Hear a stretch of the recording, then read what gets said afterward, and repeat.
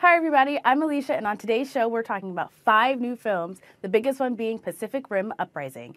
And if you keep watching, you could win this bag and that jacket. Welcome to AMC's Thursday Ticket.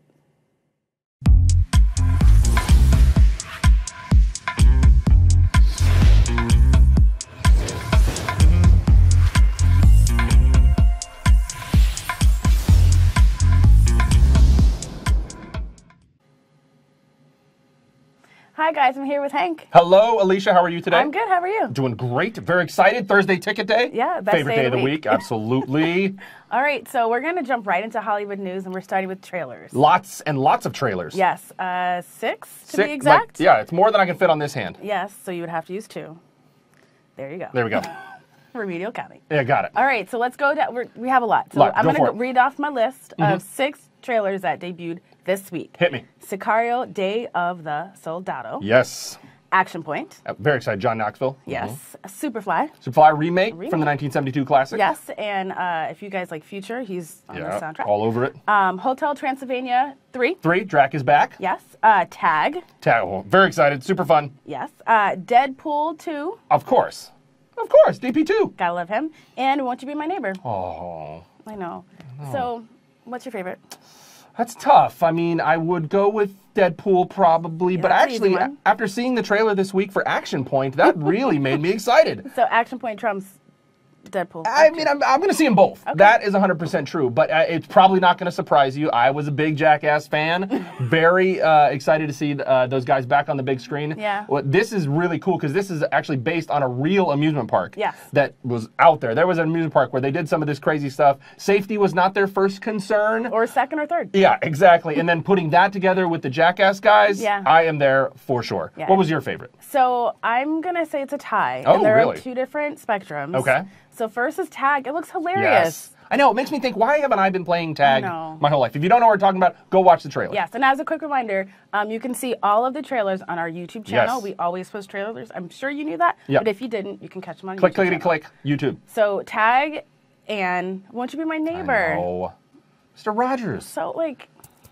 I know. Just touching. I know, so. And then this is the documentary about Mr. Rogers. They're actually making a live-action movie with Tom Hanks. Perfect casting. As Mr. Rogers. Perfect casting. Yes, very good. But this is the documentary. Get you pumped for the live-action. It looks so heartwarming. Yeah. Like a Mr. Rogers episode. Yeah, it's just touching. You'll learn something. You'll feel something. You'll live your life. Yeah. It's going to be great. Come out being a better person. There you go. And we've got other Hollywood news this week. So we're going to talk about some director announcements that we had. And I'm just going to let Hank take the floor right now.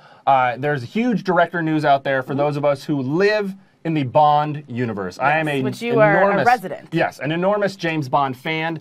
And what they've been talking about this week, it's been confirmed, is that Danny Boyle, Oscar winner Danny Boyle himself, will be working on Bond 25. Don't have a title yet. I think Bond 25 is a great title, but... Well, they're running out of Ian Fleming novels and short stories, so maybe they will stick with that. But Bond 25, I mean, I'm a big Danny Boyle fan, going back to Shallow Grave, his first movie, but then you got Trainspotting, Slumdog Millionaire, Steve Jobs. I mean, he's done a lot. 28 Days Later. Has quite the arsenal. Yeah, he's done something from every genre almost, and seeing him take on a big-budget action movie in the Bond universe, I mean, I don't think I could ask for anything. And it kind of comes out of left field, which is kind of the most exciting part of stuff like this. Yeah, so that's my big excitement. What's yours? So, well, first of all, back to Bond for a second. Anytime Bond comes out, people, me included, think about who's going to play him next. Who is? So, my vote. Your vote? Let me hear it. Idris Elba. Very good choice. Very good choice, yes. He could do it. Yeah, Luther. He was on The Wire. I mean, he could do anything. He's got the chops for it. I don't have the time on this show to go through my list of possible choices,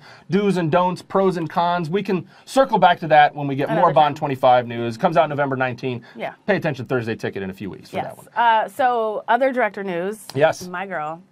Ava DuVernay. Yes. She's going to be directing New Gods, which is coming from DC. A big DC movie, So DC has released 4 or 5 movies in the DC universe. The most popular one, of course, is Wonder Woman. Wonder Woman, directed by Patty Jenkins, another strong female director. Yeah. And it's really cool to see Ava DuVernay take this next step. She's done really heartfelt, dramatic stuff with Selma, and now she's just did a big budget science fiction fantasy movie and Wrinkle in Time. It's really kind of the next step for her. I'm excited to see what she brings. Like Hank said, she's starting to diversify her work, which is really exciting, and she's ventured into this fantasy world, and I think that it's going to be great to get a new perspective from a Black woman in this world, so I'm super excited about that. Yeah, I think it's really cool going in a different direction. Like, generally you think in Hollywood, well, they're just going to do what works. Well, they're kind of doing that here, because their most successful movie was from a female director, so they're going back to what works. If it ain't broke. Yeah, exactly. Go for it. Go for it. And speaking of things that aren't broke. Yes. Yeah. Okay, so Avengers Infinity War. Yes. That trailer debuted last Friday. So Friday. last Thursday, the guys didn't talk about I know. it. But that's why we're here every week. Yes. So the trailer came out. Hank, how many times have you watched the trailer? Well, I'm not at liberty to discuss that necessarily. It's somewhere between 5 and a significantly larger amount than that. Okay. It would probably damage some of the relationships I have, both at my family or at work, to mention how many times I've watched it, but it has got me so geeked up for it. Yeah. And tickets went on sale. Yes, so that, they did. The launch a trailer, got the tickets on sale. I've got my tickets. It's very exciting. So I'm just trying to figure out how many times he's watched it. Yeah, probably it's a lot. It's a lot. A million plus. But like Hank said, the tickets for Avengers Infinity War are on sale. I'm sure the Uber fans out there have already purchased their tickets. We know because it has passed some records. Yeah, it's broken for records. Advanced tickets on sale. So thank you for purchasing your ticket and kind of putting it on your calendar. But for those who haven't, we have a See It First fan event on Thursday, April 26th. So that means you see it at 6 p.m., which is an hour before everybody else. Yeah, and that's not a joke. You get to see it before anybody else. Everybody else is still waiting in line. Everybody else hasn't even got to the theater yet. You're sitting in your seat. You're watching Captain America. You're watching Iron Man. You are there before anybody else. And that's not even all you get. What else do you get? You get a cool collectible coin if you go see the fan event. It's got the Avengers logo on one side. It's got the Infinity Gauntlet on the other side. And you get to see it in 3D. Yeah. It's in Real D 3D for the fan event. You get the best of all worlds, get something cool to take home. Very awesome. Yeah, so like I said, if you want to get your tickets to the fan event, you can go to amctheaters.com or on our app. So absolutely. That's all of our news to talk about. So let's go right into our weekend movie guide. Let's do it.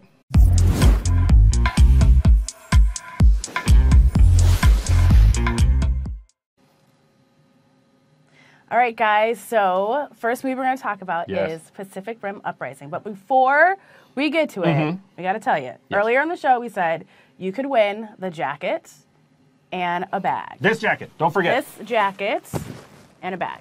So to do so, pay attention. Pay attention to what we're talking about. We're going to talk about Pacific Rim Uprising right now, and later on we're going to ask you a question about something we said earlier. Yes. You're going to put it in the comment section, and our boy Jordan is going to randomly select 5 winners to win the bag and the jacket. Yeah, so Pacific Rim Uprising. Yes. Obviously sequel to Pacific Rim. Right. Came out in 2013, July of 2013.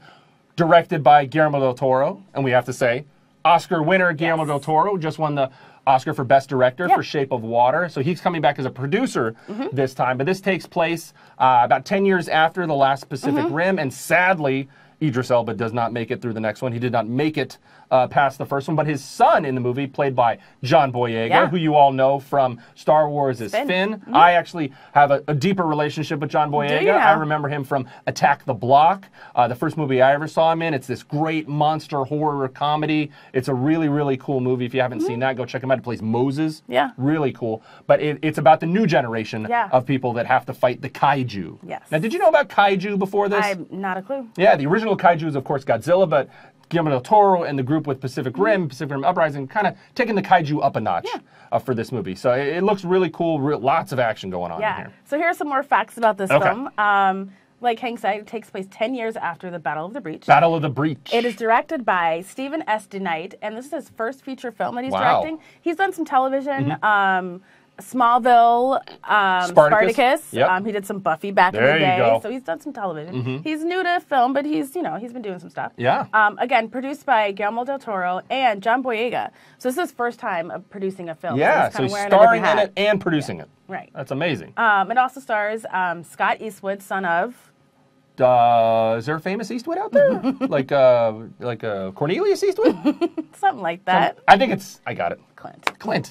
How could I not know that? We also have Bern Gorman and Charlie Day, who I can't take seriously ever because he's so funny. He's hilarious. Horrible Bosses. It's Always Sunny in Philadelphia. Absolutely. He's hilarious.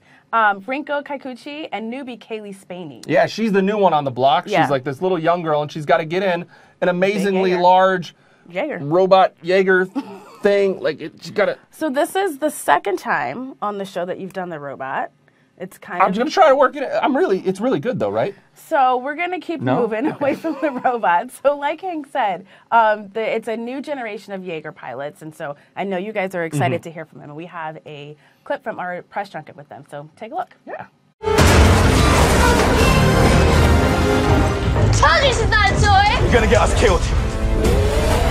Newer, younger, sleeker, faster. It was very important for me coming into it, the idea of handing the torch to a new generation of Jaeger pilots. It was also very exciting to find Kaylee Spaney, a fresh new actress that no one's seen before. We had such a diversity, which I think is really important to the Pacific Rim world. That was exciting that we crossed over into the sequel. All the young cast are so full of life and so talented.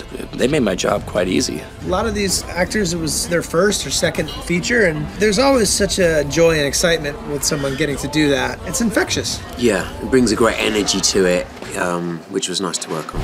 Jaeger pilots, do you understand? One way to find out.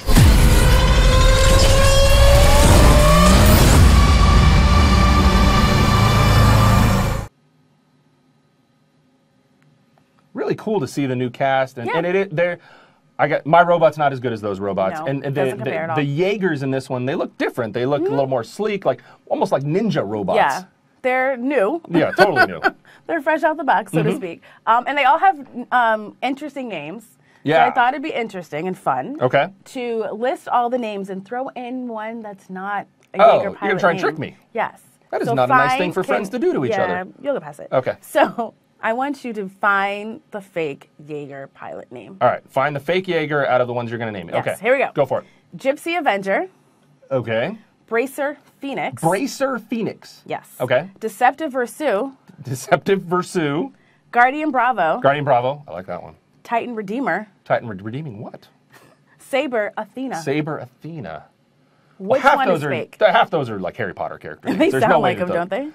All right, so I'm going to go with, I think Bracer Phoenix doesn't sound like. You would be wrong. Oh, really? That's a real name. Ah. The fake one is Deceptive Versu. Oh, wow, that's amazing. I know. Those are cool names. I little- kind of want to. It was a little deceptive. Yeah, it is deceptive. I should have caught on to that. I know. That was pretty All right, on guys. the nose right now there. we're going to give you your question where you can win the jacket in the back. All right, so if you're paying attention to what we're talking about Pacific Rim Uprising, we just want to know, what is the connection between Pacific Rim Uprising and a recent Oscar winner? What's the tie-in there between Pacific Rim Uprising and a recent Oscar winner? Put the answer in the comments. We will randomly pick 5 winners and give out the jacket in the bag at the end of the show. Yeah. So a little bit more on Pacific Rim Uprising. So when I watched the junket video, Scott Eastwood talked about how it's really about 2 people that are coming together to fight a common enemy. Be of and one I mind. thought to myself, Alicia, this feels like synchronized fighting. Synchronized fighting, like Yes. synchronized swimming, but not in water, not with swim caps on. But like in... So like, all right, let's try it right now. Let's go. Right, left, right, left. There you go. That doesn't seem hard, So, it seems easy. Okay. But then I was thinking to myself, who would I want to synchronize fight with? Oh, who do you want to be hooked up with? Who do you want to do? I can pick anybody? Anybody. Okay. Well, I need to think, okay, do I want someone like me so we meld much better? Yeah. Or should I get somebody who compliments me, who's different than me? Because I'm a little lazy. I'm a little, I don't like to fight. I'm a lover, not a fighter. I'm a nerd. Who is it? Okay, so I think somebody who's a little different than me, probably some energy or something like that, going to get out there, really go after it. Get to it. Yeah, okay. I mean, there's only one choice. It's got to be Richard Simmons. It's got to be the Simmons. They can't find him, but he'll come back for this, right? It's got to be Richard Simmons. Oh, my. Oh, my. Okay, well, I mean... I didn't see that one coming. That's for me. That's a good answer. That's so for me. All right, who would you pick? I'm going in a completely different direction. What? I would pick Alicia Vikander. The Tomb Raider she's, herself. Like, been fighting. I don't know about... Yeah, Lara Croft. All right, your choice might lead to a significantly better outcome if we were to fight. Yeah. Yeah.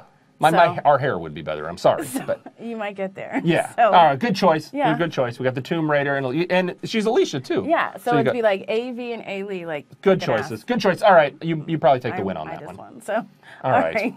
We have other movies to talk about. Yeah, let's go. Let's move on. It. Sherlock Gnomes. Sherlock Gnomes. I'm very excited about this. It's been a long time since we had a family film out there. It's been quite a few weeks. So Families need something to go see. They got to have a place to take the kids. And this movie looks really funny. It's a sequel to a really great movie. You remember what the first one's called? Romeo and Juliet. Romeo and Juliet, that's right. So this one is Sherlock Gnomes. So in the first one, they move into a garden. It's really about two different gnome families fighting together. So in this one, they move into a different garden, and it's about what's happening in this garden. Gnomes are disappearing. So who do you turn to? Sherlock Gnomes. Sherlock Gnomes, voiced by Johnny Depp. Johnny Depp does the voice of Sherlock Gnomes. This has a great voice cast. You got James McAvoy and Emily Blunt back from the first one. Johnny Depp, of course, is Sherlock Gnomes. Chiwetel Ejiofor as Watson. Sir Michael Caine is a voice in this. And then kind of out of left field, but I'm very excited, Mary J. Blige. Academy Award nominated. Academy Award nominee Mary J. Blige is in it. And last but certainly not least, Sir Elton John is back for this one. Elton John he did the songs in the first one. He's doing them in the second one with his buddy Bernie Taupin from a Taupin Heads out there. Bernie's back as well. And we actually have a little intro here from Sir Elton John about Sherlock Gnomes. So let's take a look at that right now. Hey AMC movie fans, I'm excited for Sherlock Gnomes to find its way to AMC theaters this March. It's an adventure nobody should miss. Romeo and Juliet are back. Us? In the biggest little mystery. Mystery. Of all time. Juliet, the gnomes, they're all gone. And Sherlock Gnomes. I'll help you find them. I think it was important to take Romeo and Juliet out of their own garden in this movie to increase the scope of their adventure that they could have. All ahead, full. No, wait for us! Those gnomes are in terrible danger. There's an incredible array of locations that they explore. So there's the Natural History Museum, there's Chinatown, the Doll Museum, Tower Bridge. We'll need a ship. No ship, Sherlock. They'll get a lot of comedy, and they also get a good dose of gnome. It's gnomes! And that's always fun to be around.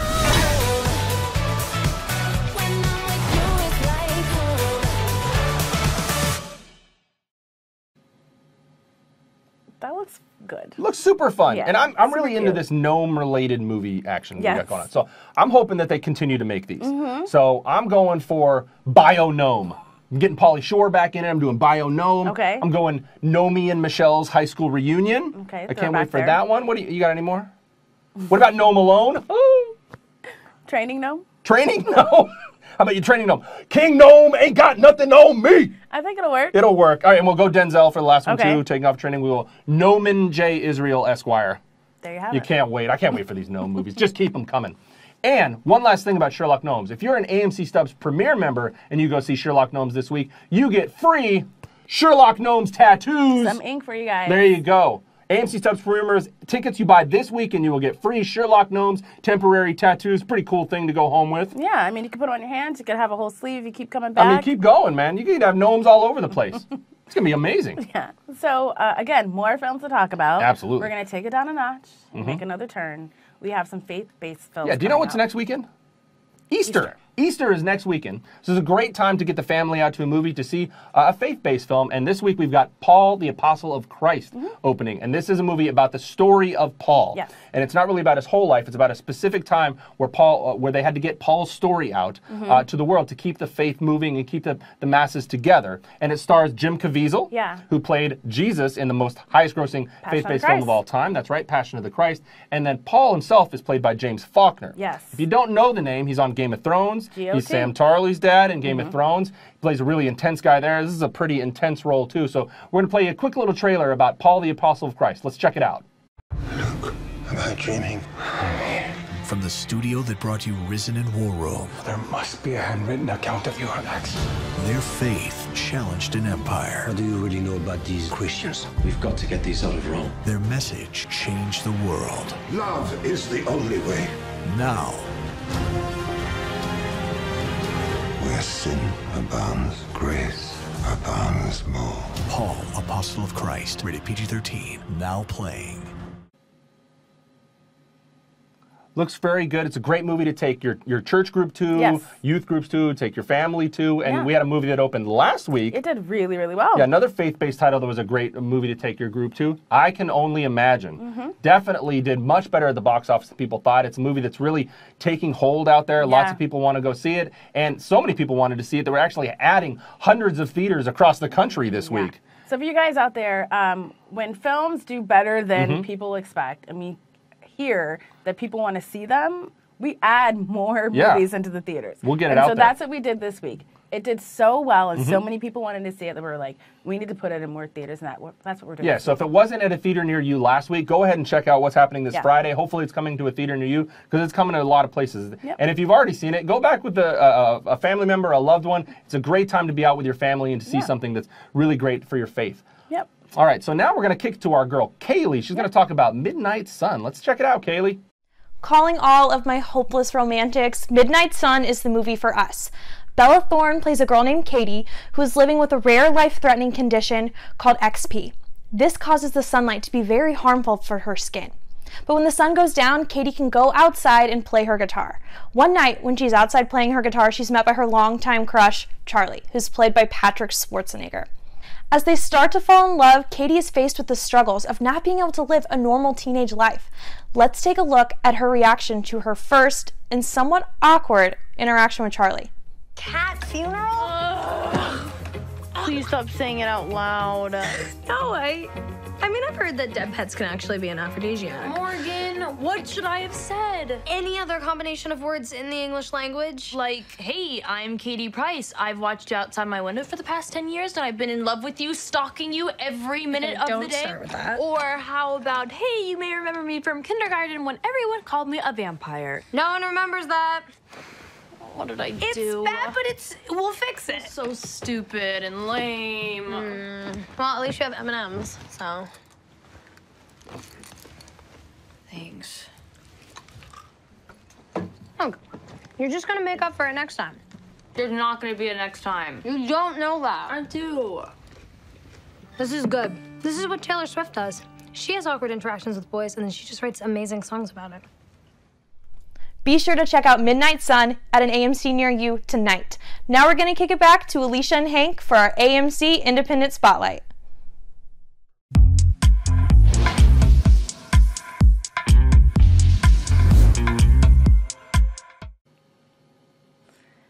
Okay, guys, let's talk some independent films. Yes. So we're going to start off with a film that I know that Hank is really excited about. Me, I'm yes. not looking at him right now, but I'm pretty sure Very excited. that he's smiling. So let's talk about Isle of Dogs. Isle of Dogs opens in limited release this weekend. It's one of those exclusive releases in only a few theaters. This is a Wes Anderson movie. If you don't know who Wes Anderson is, get on it. He's one of the best filmmakers of the last 20 years. He's done movies like Rushmore, Bottle Rocket, Moonrise Kingdom. Which one do you like? Royal Tenenbaums. Royal Tenenbaums, yes. He's done a lot of these amazing movies. This is actually his second stop-motion animated movie. Yep. He did Fantastic Mr. Fox a couple years ago, and this is a really different process for making an animated movie. It doesn't look like a Pixar movie. It doesn't look like a Disney movie. It's really different. They take the artistry of animation in a completely different direction. And if you want to see how they make the movie, we have a really cool video on our website about the different animators. There's different animators for everything. There's people that focus on action, people that focus on just walking, that people focus on talking. It's really cool to see how they put this movie together. All Wes Anderson movies have a really cool look. You can tell it's him. And another thing they all have is an amazing cast. Stacked cast. Yes, a huge cast. In this one, no different. Tons of the regular Wes Anderson players are in this. You've got Bill Murray, Edward Norton, Bob Balaban, Jeff Goldblum. But you got some newcomers to the mix here. Yeah. Very excited about Bryan Cranston Heisenberg joining the mix. That's right. That's where Walter White is in this. Greta Gerwig, Oscar nominee Greta Gerwig is in this. It's a really cool cast. Got a lot of diverse people. And the story of this movie is a little different than you might expect. Just a bit. Just a bit. It's about a town where the dog flu has taken over, and they've got to figure out a solution so that the whole town doesn't go under, doesn't get the plague. So the solution, of course, which is what any sane person would do. Trash Island? Trash Island. They would put all the dogs on their trash island and send them over and solve the problem. So we actually have a really cool scene right now to kind of set up the story about what are they going to do. Here's the mayor of the town of Megasaki setting up what they're going to do with these dogs. Let's take a look at that right now. Canine saturation has reached epidemic proportions. An outbreak of snout fever rips through the city of Megasaki. Blizzards of infected fleas, worms, ticks, and lice menace the citizenship. Dog flu threatens to cross the species threshold and enter the human disease pool.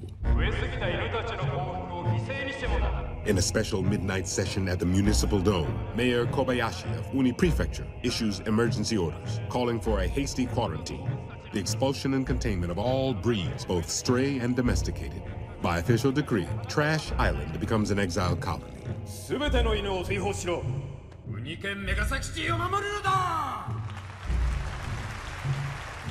The Isle of Dogs.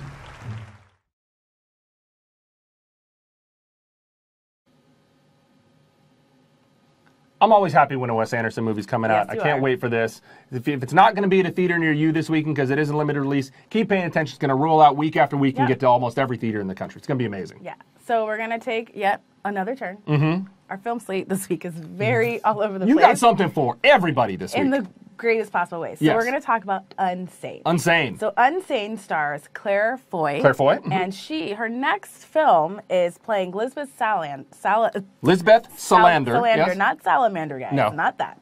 And The Girl and the Spider Webs. Yes. Spider's Web. So she'll be the third Lisbeth Salander between Noomi Rapace and then Rooney Mara and now Claire Foy. Right. It's directed by Steven Soderbergh, and so he has done a bunch of things that I'm sure you've already seen, like all the Ocean's 11 Ocean's movies. 11, 12, and 13. Yeah. Yeah. He's done a few things. Logan Lucky. Logan Lucky last year. He's done a couple other things with Channing Tatum. He did a movie called Haywire, really cool action movie. And then, of course, Magic Mike. I mean, this guy knows how to make a good movie. Yeah, and he shot this one on an iPhone 7. Like the whole movie? The whole movie. So... On his phone? Yeah.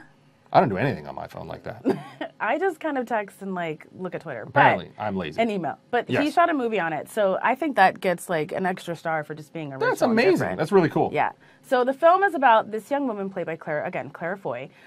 She's in an insane asylum, and she has a stalker. That is in the insane asylum. That seems like a pretty bad situation to find yourself in. But she's not sure if he's really there or if it's fake. It sounds like she's kind of unsane. Yeah, she's not really sure. Okay. So it's a little dark, it's a little suspenseful, and it's a little bit of a thriller. Yeah, a little creepy. Yeah. A little creepy. So we have a clip from the film to show you, so you can kind of get the sense of what it's Sets the tone for kind of what's going on in this movie. So take a peek. Look, I have to go. I'm going to be late for work, so. The door's locked. For your privacy, I need you to take off your clothes down to your underwear and remove all your jewelry. There's nothing wrong with me. I just needed to talk to someone, and the counselor said that Did she tell you to do this? Miss Valentini, are you refusing to cooperate? What happens if I do? It would be better for everyone, but especially yourself, if you just do as I ask.